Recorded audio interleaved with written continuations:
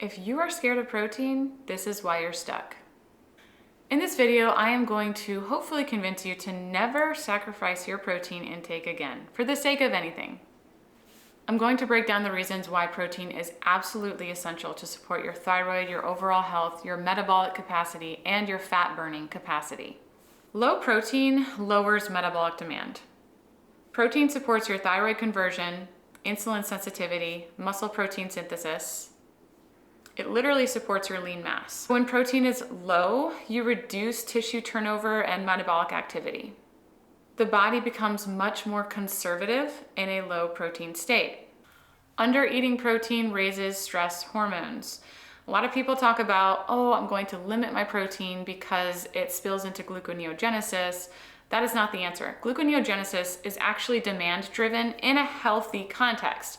For some people who are dealing with central nervous system issues or they're in constant fight-flight mode, you might see that protein spill over into glucose at an excessive rate. Your body's responding the way that it's supposed to. It is protecting itself. You might be seeing excess gluconeogenesis because you're still healing. That doesn't mean that you should pull back the protein. It means that you should continue with the protein because that's part of healing.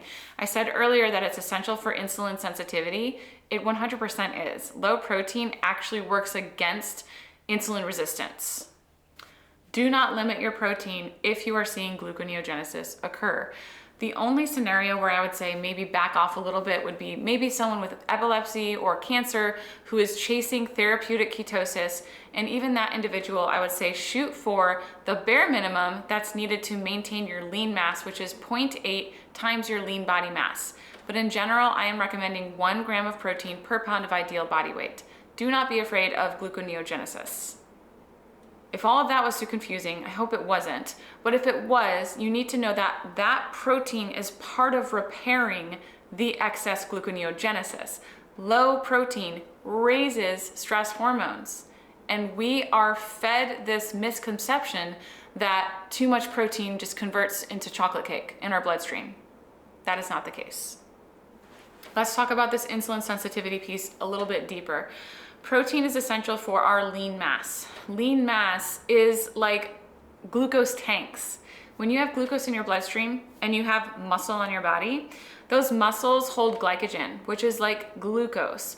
It gives that glucose in your bloodstream a place to go, which creates an insulin sensitive environment. This is why people with huge muscles can get away with eating more carbohydrates. It's because they have more storage tanks on their bodies. So for someone who is under-muscled, whether or not you're over-fat or under-fat, so this applies to me when I was 69 pounds, skin and bones, I was insulin resistant. I saw gluconeogenesis all the time. I didn't have any storage tanks on my body. I didn't have fat on my body, but I also had no reserves for glucose. Under-eating protein will set up to catabolize lean mass. If you're sacrificing your lean mass, you are sacrificing insulin sensitivity. Reducing your lean mass signaling with low protein means there is less nutrient partitioning to your muscle. So in simple terms, you are not feeding your muscle. You could become under-muscled, which creates more complications. I have other videos on this exact topic, not fearing protein. Protein is not the problem.